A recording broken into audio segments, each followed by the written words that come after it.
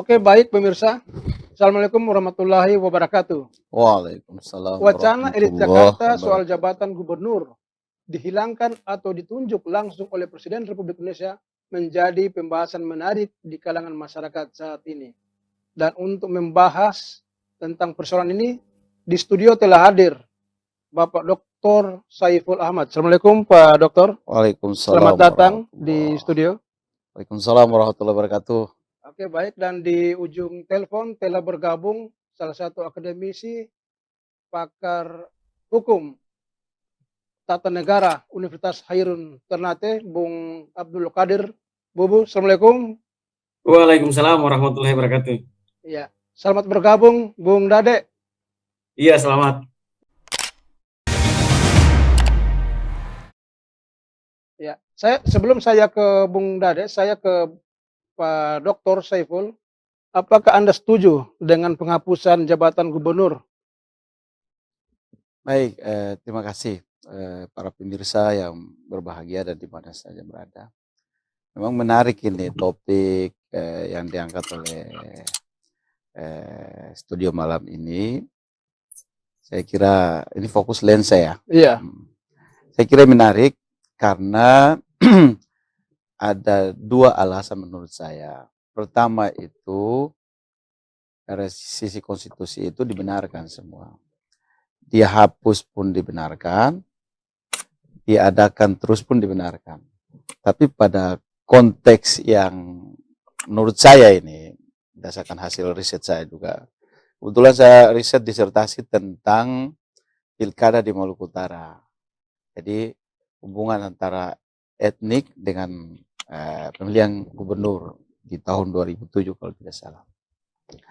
Sebelum saya menyatakan setuju atau tidak, ada yang ingin saya sampaikan di prolog ini, nanti juga Bung Dade menambahkan. Saya kebetulan fokus ke soal konflik. Jadi demokrasi yang di dalamnya juga ada konflik dan juga ada konsensus. Begitu. Pada saat kita berbicara tentang posisi gubernur ini, pada level yang pilkada langsung maupun pilkada tidak langsung, itu juga sudah ada kontroversi. Apalagi nanti dihapus atau tetap diadakan. Ini juga bab yang memang menurut saya. Maksudnya kontroversi dalam konteks apa dulu? Ya,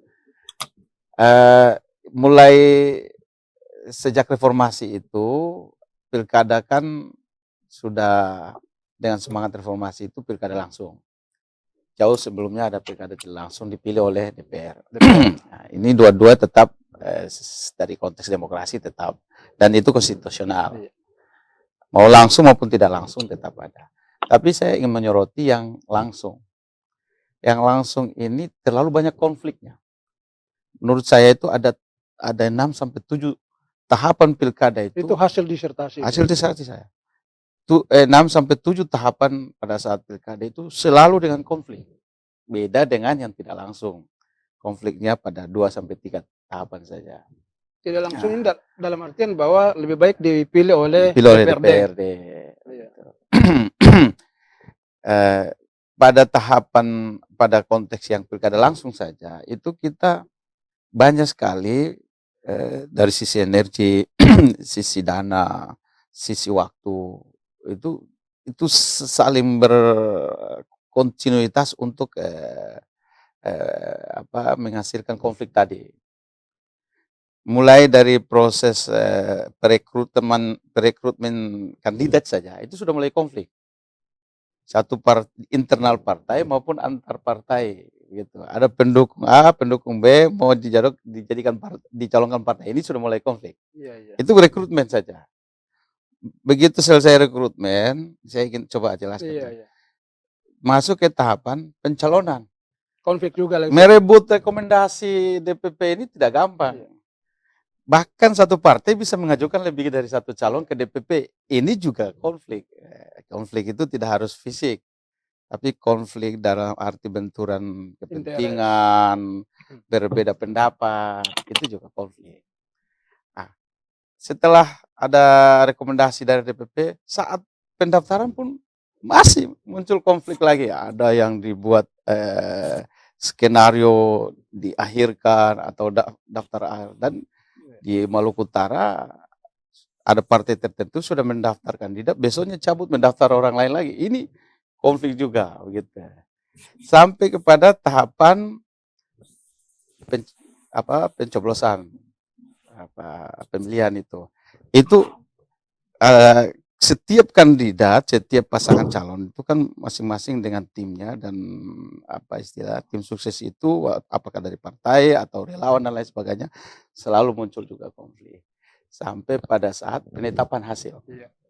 Ini semuanya ada konflik di situ. Dokter, sebelum kita urai terlalu jauh, Iya. saya ke Bung Dade dulu. Bung Dade, ini kan beberapa hari terakhir ini kan wacana tentang jabatan gubernur ini kan lagi sangat hangat dan digiring oleh para elit-elit di Jakarta ini. Misalnya Ketua Umum PKB, beliau mengusulkan bahwa kalau boleh jabatan gubernur ini dihapus. Baru kemudian juga Ketua MPR juga hampir senada juga dengan Pak Caimin, tetapi lebih cenderung kepada lebih baik ditunjuk langsung oleh Presiden. Tanggapan Anda, Bung Dade? Iya, wacana itu saya ikuti satu persatu, baik pernyataan Caimin maupun pernyataan Bambang Susatyo selaku Ketua MPR. Saya mengikuti satu persatu, oleh karena itu adalah konsentrasi saya di bidang hukum tata negara. Karena itu, saya akan mulai dari pernyataan Caimin. Caimin kan mengusulkan agar pemilihan gubernur mekanismenya ditiadakan. PKB akan mengusulkan itu. Sehingga akhirnya nanti gubernur akan ditunjuk saja oleh pemerintah pusat. Kemudian itu disambut oleh Ketua MPR Bambang Susatyo bahwa langkah baiknya, usulannya sama juga dengan Caimin, sebaiknya gubernur ditunjuk saja oleh pemerintah pusat. Pada dua tokoh ini, dalam pandangan hukum saat ini, di hukum yang berlaku saat ini, itu mengandung kekeliruan yang sangat mendasar. Baik Bambang Susatyo maupun Caimin. Apalagi Bambang Susatyo adalah seorang ketua MPR. Mestinya mengomentari sesuatu, dasarnya harus undang-undang dasar. Ketentuan pasal 18 ayat 4 itu menyebutkan dengan terang dan jelas. Pasal 18 itu babnya adalah bab 6 tentang pemerintahan daerah. Di ayat pasal 18 ayat 4 menyebutkan begini. Gubernur, bupati, dan wali kota, masing-masing kepala pemerintah daerah, provinsi, kabupaten, dan kota dipilih secara demokratis. Yang mesti digarisbawahi di sana di Undang-Undang Dasar pasal 18 ayat 4 adalah dipilih secara demokratis, bukan diangkat. Karena itu mekanisme demokrasi yang disediakan hanya dua, melalui DPR, dipilih melalui DPR karena juga DPR dipilih oleh rakyat secara langsung dan pemilihan secara langsung. Untuk mekanisme pengangkatan saat ini tidak diatur sama sekali dalam konstitusi. Karena itu apa yang disampaikan oleh Bambang Susatyo mengandung kekeliruan besar, apalagi dengan Caimin. Apalagi Caimin mengatakan bahwa akan mengusulkan agar mekanisme pemilihannya ditiadakan di dalam undang-undang tentang pemilihan kepala daerah, justru jelas keliru. Oleh karena konstitusinya tidak pernah dirubah, konstitusinya tetap mengatakan begitu, penyebutan jelas nama pemimpin kepala daerah di tingkat provinsi adalah gubernur, kabupaten adalah bupati, kemudian di kota Madia adalah wali kota. Disebutkan dengan terang dan jelas, dan mekanisme pemilihannya juga jelas. Mekanisme pengisian jabatan yang namanya nama-nama kepala daerah sesuai dengan tingkatan itu disebutkan dengan menggunakan pemilihan, bukan pengangkatan. Juga ditambahkan dengan istilah demokratis, dan istilah itu sudah ditafsir dengan jelas dan terang oleh Mahkamah Konstitusi, hanya bisa dilakukan dengan dua mekanisme, yaitu melalui pemilihan dengan DPRD atau pemilihan secara langsung. Sehingga wacana yang semacam ini sebenarnya kontraproduktif, oleh karena diwacanakan oleh Ketua MPR. Yang disayangkan Ketua MPR mewacanakan itu tanpa memperhatikan norma dasarnya adalah Undang-Undang Dasar Negara Republik Indonesia tahun 1945, pasal 6, bab 6, pasal 18 ayat 4. Penyebutannya secara terang dan jelas, sebagaimana saya sebutkan tadi. Karena itu bagi saya, wacana semacam ini kontraproduktif dengan keadaan yang terjadi sekarang. Kalau misalnya dipikirkan kembali ini dipilih oleh DPRD, masih masuk akal, oleh karena konstitusi memberikan toleransi semacam itu. Tetapi pengangkatan sama sekali konstitusi tidak memberikan toleransi dalam keadaan apapun. Sepanjang konstitusinya belum dirubah, maka wacana tentang pengangkatan kepala daerah sama sekali tidak berdasar dan memang tidak dibenarkan dari sisi konstitusinya.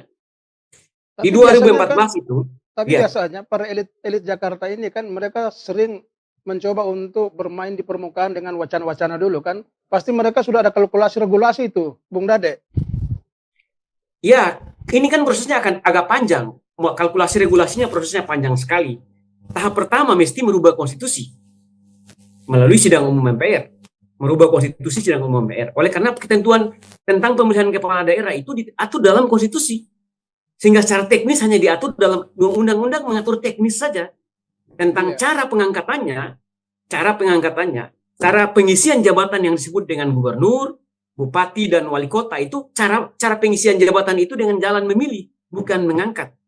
Kalau dia disebut adalah wakil pemerintah pusat di daerah sehingga diangkat, dari aspek wacana yang mesti dilakukan terlebih dahulu dalam negara hukum adalah norma dasar yang menjadi landasan hukum bagi hal yang semacam itu mesti dilakukan pembaharuan lebih dulu. Tanpa itu saya kira wacana itu wacana murahan. Dan elit-elit justru mempertontonkan apa yang saya sebut, atau dengan tidak menyebut mengutip Rocky Gerung kedunguan, tetapi kita menyebut kekeliruan besar. Ketidakpahaman mereka dipertontonkan secara publik, apalagi seorang Bambang Susatyo yang adalah ketua MPR. Itu yang menurut saya dari aspek hukumnya sangat disayangkan kenapa Bambang Susatyo berwacana semacam itu. Oke, Bung Dade, di sini kan di studio telah hadir Pak Dr. Saiful. Kebetulan beliau juga sempat melakukan kajian ilmiah atau disertasi. Nah, baiklah kita dengar, karena pernyataan atau alasan dari Cak Imin bahwa mengapa mereka mengusulkan jabatan gubernur ini harus dihapus, karena salah satunya diantaranya alasan tidak efektif jabatan gubernur, baru kemudian pemborosan biaya, baru kemudian sumber persoalan. Apakah Anda setuju apa yang disampaikan oleh dalam jabatan gubernur kan tidak sekedar gubernur mandiri nih. Iya. Banyak sekali. Apa namanya? Kita dengar dulu penjelasan dari Bung Saiful. Saya setuju dengan pendapatnya Pak Dade tadi. Tapi saya lihat dari aspek politik ini, saya kira bukan skenario asal-asalan. Sebuah skenario besar yang memang kita mendengar sebelum-sebelumnya ada 3 periode, ada perpanjangan masa jabatan dan lain sebagainya. Jadi ini menurut saya dari aspek politik itu bukan berdiri sendiri ini. Ini opini ataupun apa yang digulirkan oleh ketua MPR yang disampaikan pada tadi. Pasti ada kalkulasi. Pasti ada kalkulasinya. Nah, itu yang saya bilang malam ini saya berpendapat sebelum setuju atau tidak, saya mau kupas tentang ini. Bahwa mereka ini ada skema atau skenario besar untuk boleh dibilang seperti dulu sempat dilakukan oleh presiden. Ada dekret. Ada dekret presiden. Sebelum ke situ mereka bikin dulu ada opini, ada skenario, ada ini. Bagaimana tanggapan mulai politisi, mulai pengamat hukum dan lain sebagainya. Semuanya kan berpendapat ini. Kemudian mereka kalkulasi. Oh ternyata ini yang contoh yang konkret kemarin kan ada 3 periode. Pasti mereka berwacana. Skema itu ada plus minusnya juga. pasti. Kan yang tidak ada tokoh-tokoh lain kecuali Cak Imin yang melaksanakan atau melontarkan itu. Jadi saya kira ini ada apa skenario besar yang jangan sampai kita terjebak di situ menurut saya. Jadi bisa saja boleh dibilang by design ataupun ada skenario lain. Tapi menurut saya jangan kita terjebak di situ. Itu satu. Yang kedua, mereka ini juga sebetulnya paham tentang konstitusi. Tapi kenapa harus tidak orang lain, tapi orang-orang ini yang melontarkan? Kan begitu kira-kira Pak Dade. Saya punya keyakinan bahwa ada semacam gebrakan atau semacam hentakan begitu yang akan coba dilakukan jika pemilu ini masih jauh misalnya begitu. Beda dengan pemilu 2-3 bulan ke depan sudah muncul. Ini Karena kan masih waktunya jauh. kan masih Range-nya panjang masih ini. waktu. Ini kan masih hampir berapa? Di atas 10 bulan lagi. Iya, iya. Kan begitu. Masih Februari 2024. Oleh karena itu, saya punya pikiran sederhana saja. Siapa yang melontarkan, kemudian siapa yang menanggapi. Ini Iya. skenario ini pasti ada yang ngatur begitu. Sekarang Pak Dokter ya, Nah, oke, saya lebih ke konteks Oke, disertasi tadi. Apa disertasi. yang Anda temukan waktu Jadi saya pemilihan kebetulan gubernur Maluku Utara kemarin? punya penguji eksternal tuh Profesor Johan Mansa Johan. Dulu itu menjabat Dirjen Otonomi Daerah. Dirjen Otonomi Daerah. Setelah saya diskusi dengan beliau, dengan hasil riset saya bilang posisi pemilihan gubernur ini itu banyak menyebabkan konflik. Itu satu.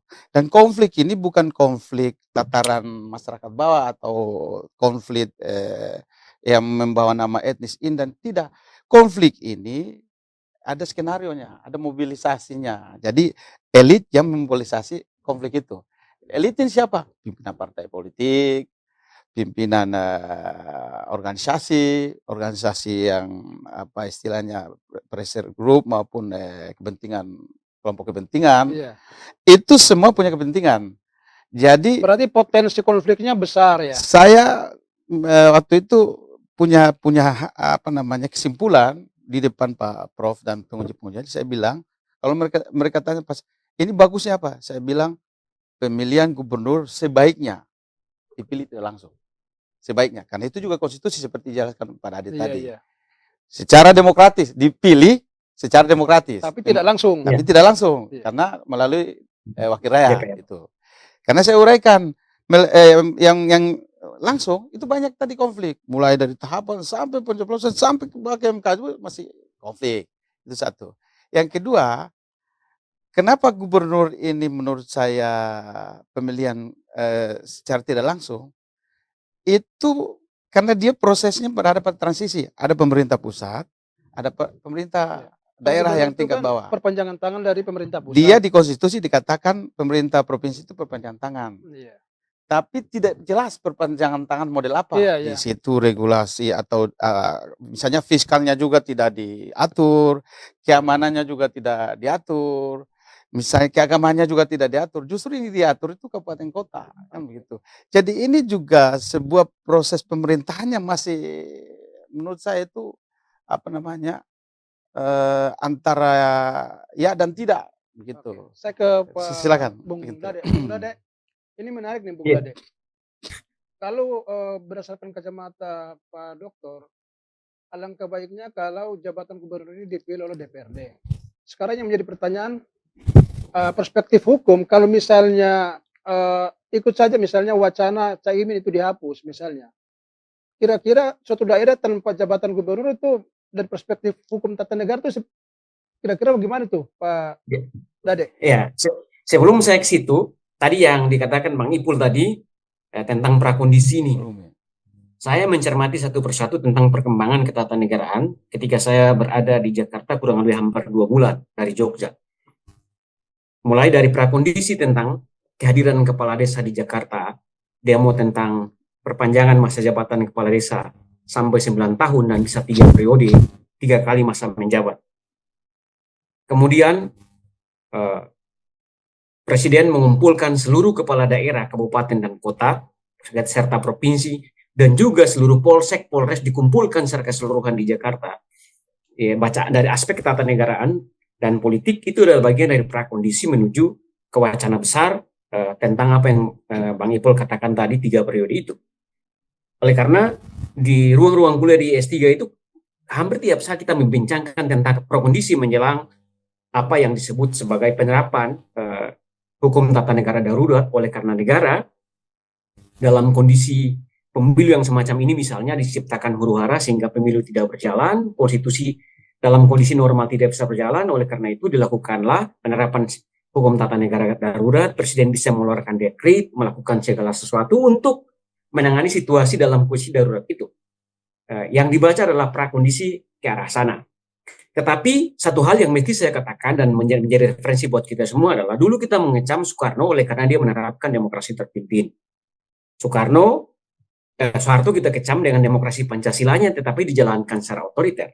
Tetapi apa yang terjadi saat ini juga di demokrasi dijalankan secara terpimpin pula, di mana wacana itu diproduksi oleh para elit, baru kemudian dipaksakan kepada grassroots untuk menerima dengan jalan sebarnya melalui media sosial, buzzer, dan seterusnya. Itu yang terjadi saat ini. Contoh,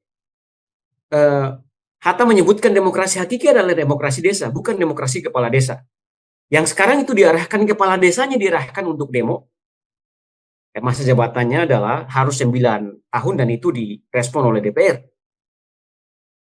Yang itu bagian dari prakondisi. Kepala-kepala daerah dikumpulkan secara keseluruhan. Pertanyaan yang mendasar sekarang yang muncul di mana-mana adalah apakah pemilih ini jadi atau tidak dengan kondisi negara semacam itu. Itu sudah diproduksi wacana-wacana oleh elit. Dan saat ini grassroots atau masyarakat sebagai pemegang kedaulatan tidak diajak bicara tentang soal-soal yang semacam ini. Dan ini ada sementara Bung Dade, diciptakan kita prakondisinya. langsung ke substansi diskusi. Ya, karena itu Misalnya, secara substansial, saya wacana butuh Caimin penjelasan misalnya, dari Bung Dade ya, sebagai Pengamat. ahli atau pengamat hukum tata negara tentang kira-kira suatu daerah tanpa gubernur itu dari perspektif hukum tata negara itu kira-kira bagaimana itu? secara hukum kan sudah dikunci oleh pasal 18 ayat 4. Penyebutannya setiap daerah itu kepemimpinan di tingkat provinsi namanya gubernur. Jabatan gubernur diisinya dengan cara dipilih, baik dipilih oleh DPR maupun dipilih secara langsung. Itu kata kuncinya ada di situ. Karena berarti itu kalau penghapusan jabatan gubernur terlalu ekstrim ya, kira-kira seperti itu ya. Bukan cuma ekstrim, sama sekali tidak beralasan secara hukum. Dan ini cuma wacana politik yang dimainkan dalam rangka menciptakan huru-hara politik untuk menerapkan apa yang saya sebut tadi tentang kita terapkan saja sistem tata negara darurat oleh karena rakyat tidak bisa dikendalikan, pemerintah provinsi khususnya misalnya besok-besok kalau kita adakan pemilihan nanti kacau lagi dan seterusnya, prakondisinya semacam itu untuk menuju pada perubahan konstitusi. Kalau perubahan konstitusi tidak bisa, maka diterapkanlah sistem tata negara darurat. Karena mekanisme konstitusional untuk memperkuat wacana Bambang Susatyo dan Caimin, kecuali wacananya adalah sidang umum MPR, kemudian diusulkan perubahan konstitusi, baru kemudian aturan teknisnya dirubah. Kira kalau dari aspek hukumnya memang sudah dikunci. Pengangkatan kepala daerah tidak dimungkinkan dilakukan, atau suatu daerah tingkat provinsi tanpa kepala daerah, tanpa gubernur itu sangat tidak mungkin dilakukan, meskipun itu namanya perpanjangan tangan dari gubernur. Karena Undang-Undang Dasar sudah menetapkan begitu. Iya, sekarang begini Bung Dade, sekarang ada wacana 3 ini kalau saya tangkap ya, kita perkecil saja dialog ini. Ada wacana penghapusan jabatan gubernur. Baru kemudian Ketua MPR mengusulkan alangkah baiknya kalau jabatan gubernur ini ditunjuk langsung oleh Presiden.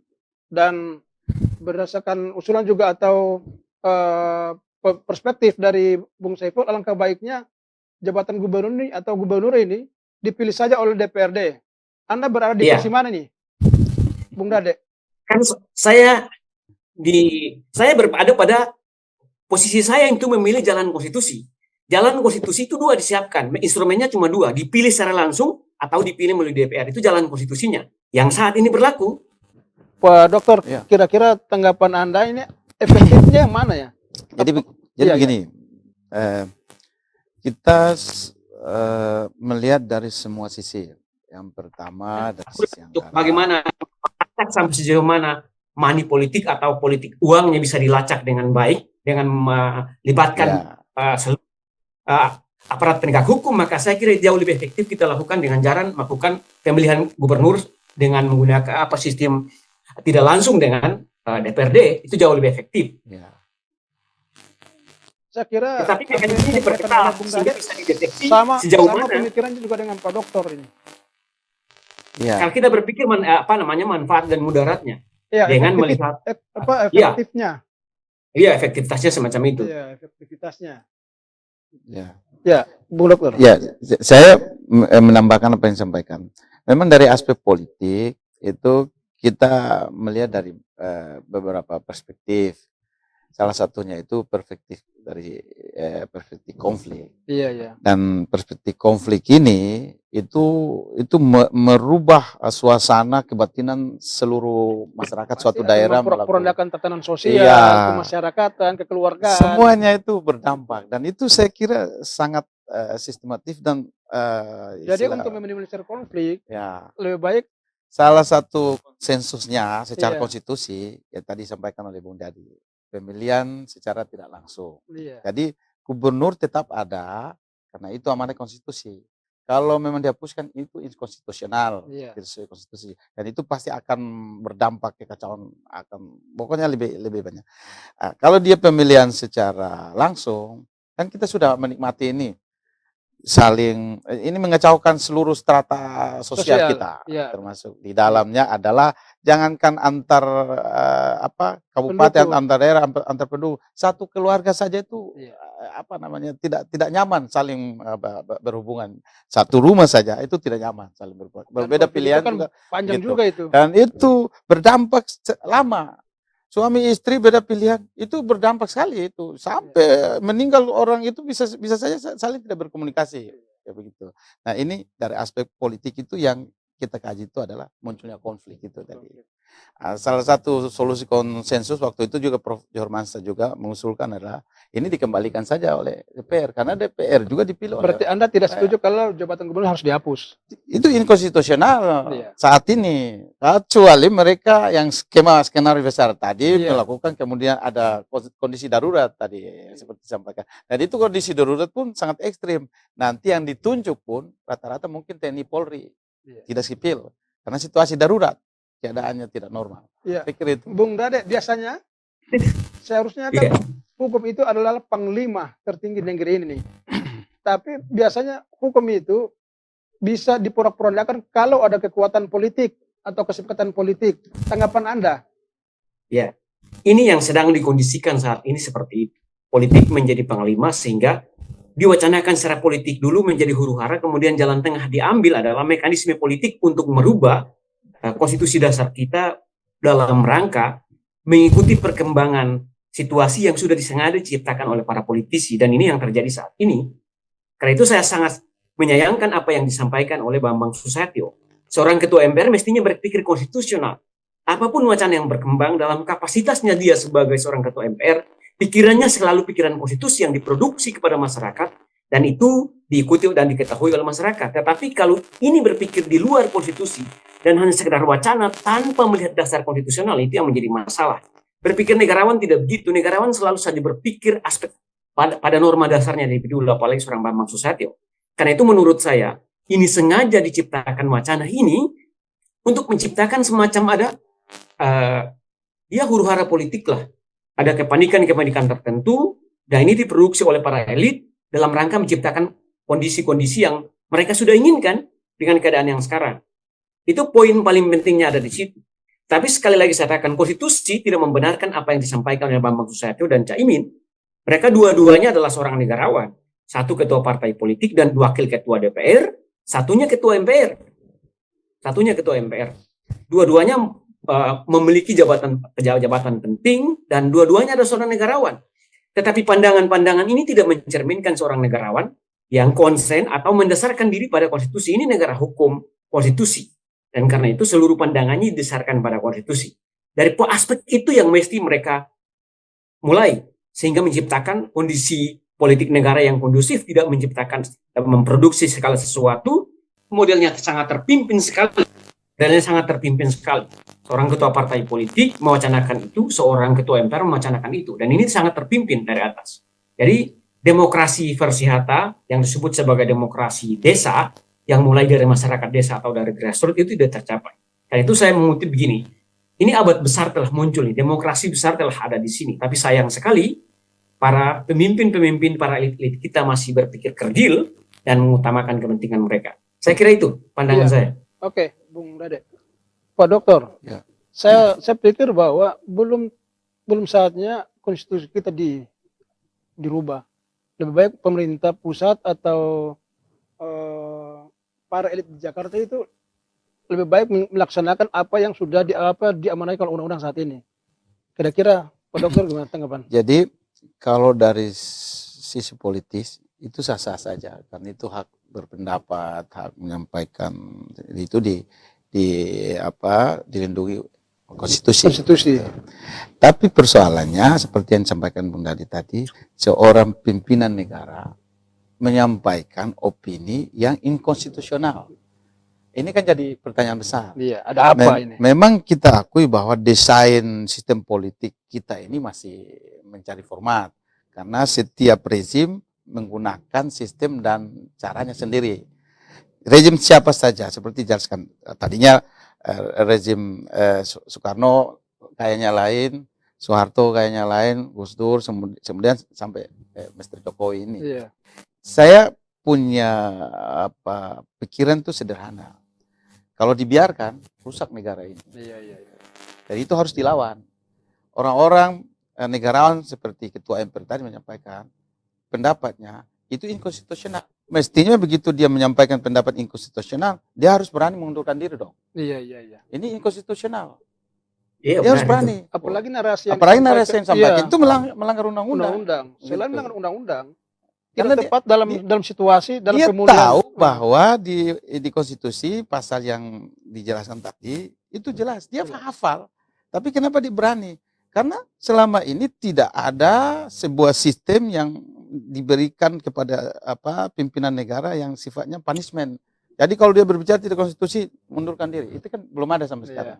Mestinya harus kita ciptakan sebuah mekanisme. Kalau ada pimpinan negara levelnya DPR maupun MPR maupun hatta presiden pun, begitu dia menyampaikan atau berpendapat tidak sesuai dengan konstitusi, harusnya ada proses pengunduran diri seperti yang terjadi di Jepang misalnya. Gitu. Itu yang Bung Dadet, saya sempat baca artikel pernyataan dari Pak Ketua MPR Bamsud bahwa beliau menarasikan itu bukan atas nama konstitusi, bukan atas nama lembaga, tetapi pribadi.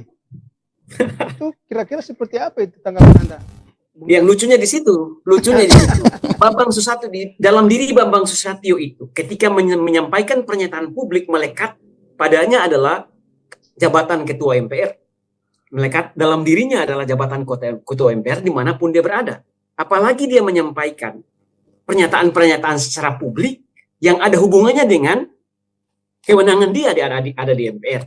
Karena itu, pernyataan-pernyataan yang disampaikan terkait dengan gubernur yang dia atau beliau menyebutnya lebih baik sebaiknya diangkat oleh pemerintah pusat karena dia adalah wakil pemerintah pusat di daerah, sekaligus juga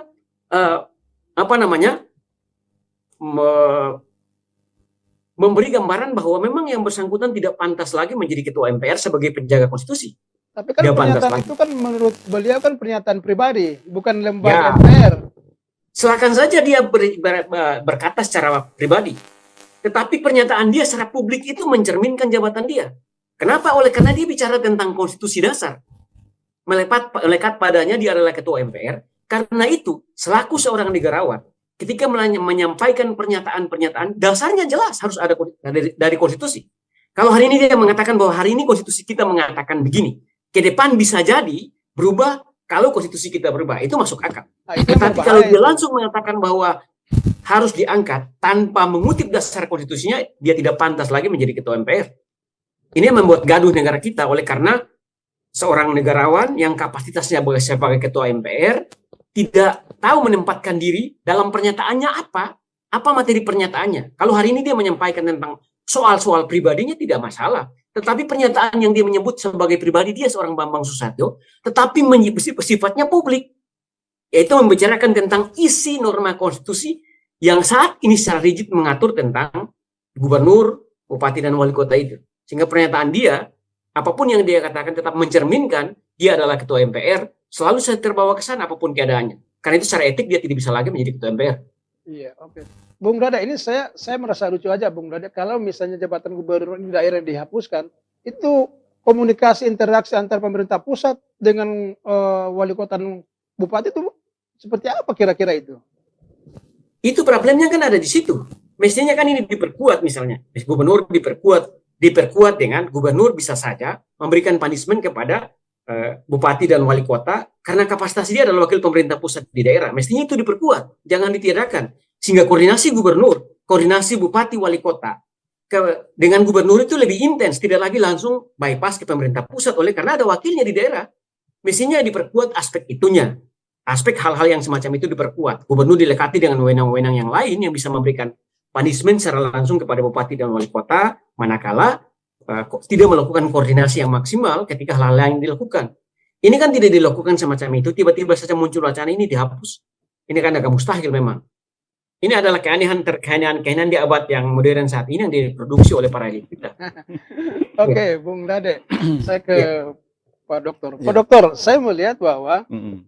Jakarta ini sering memainkan wacana-wacana yang kontroversi ini Iya. tanpa melihat kondisi atau suasana kebatinan daerah.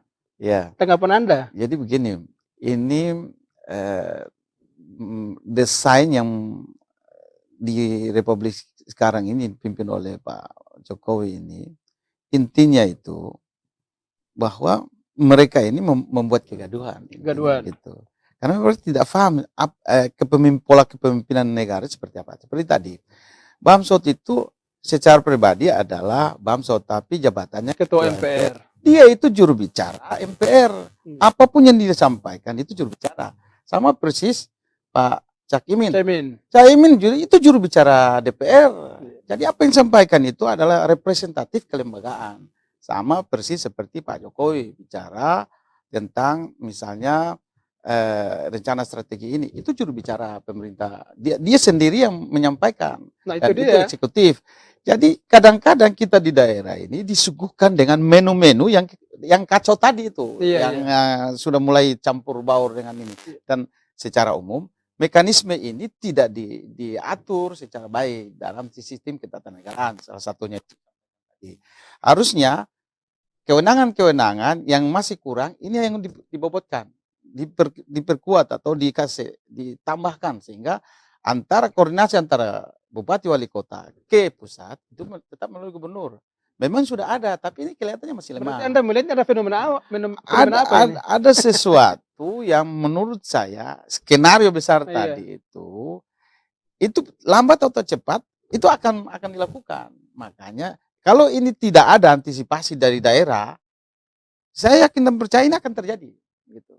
Makanya para politisi daerah, para pengamat seperti ilmuwan tadi dari daerah, ini suara ini harus kita dobrak.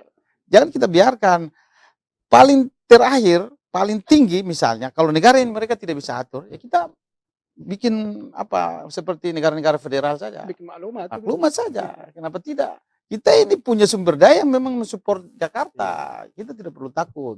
Sumber daya alam itu yang dibawa ke Jakarta. Saya kasih contoh ini. Sekarang di kabupaten kota itu yang realnya tidak ada dinas kehutanan dan dinas energi sumber daya energi itu.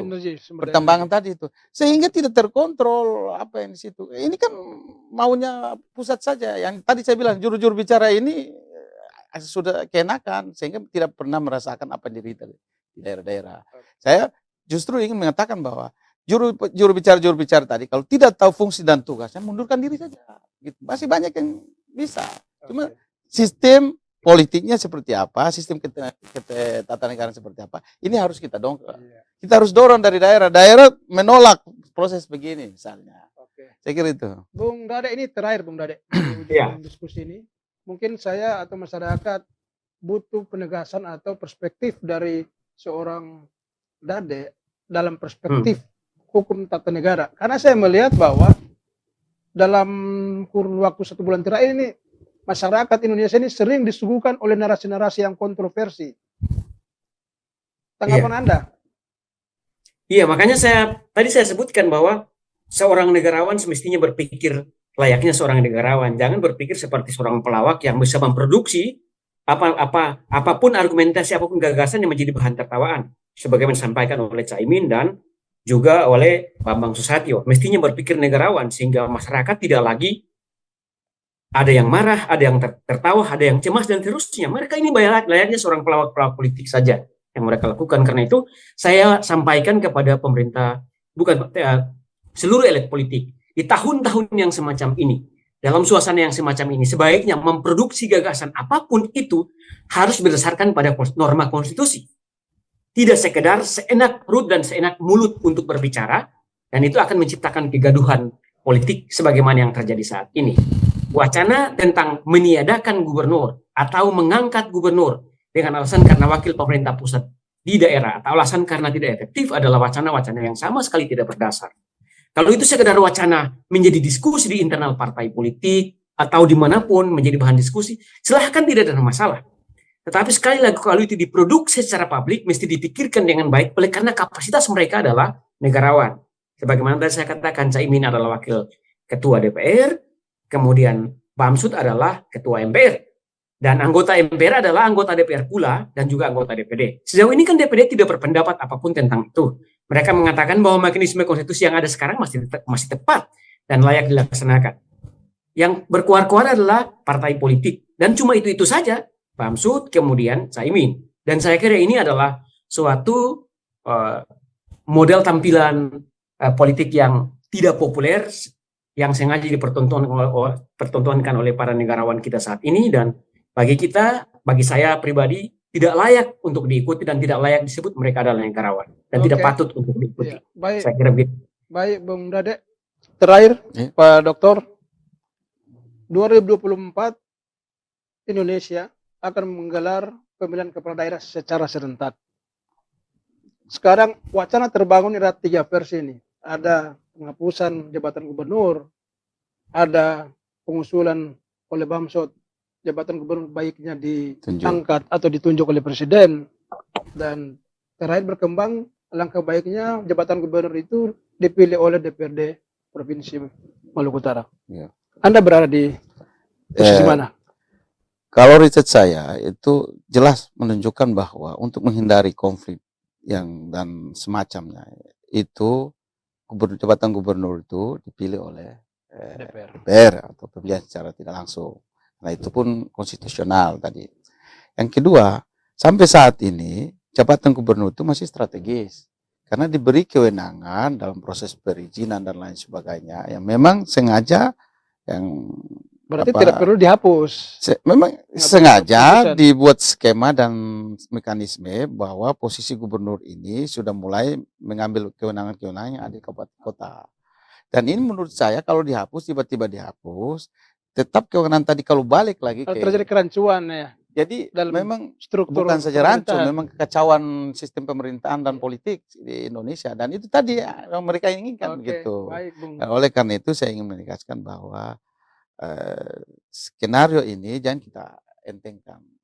Kita tetap harus mengatakan bahwa kami menolak skema ini atau skenario ini atau opini ini. Tetap sesuai dengan pada koridor konstitusi. Oke, baik. Bung Dade, terima kasih atas atensi dan kebersamaan pada malam hari ini. Pak Dokter, terima kasih sudah hadir. Baik pemirsa, terima kasih senior sudah hadir di situ. Kami pada malam hari ini. Nantikan dialog berikut dengan tema-tema yang menarik hanya di News TV Online channel Timur Terpercaya. Assalamualaikum warahmatullahi wabarakatuh. Waalaikumsalam warahmatullahi wabarakatuh.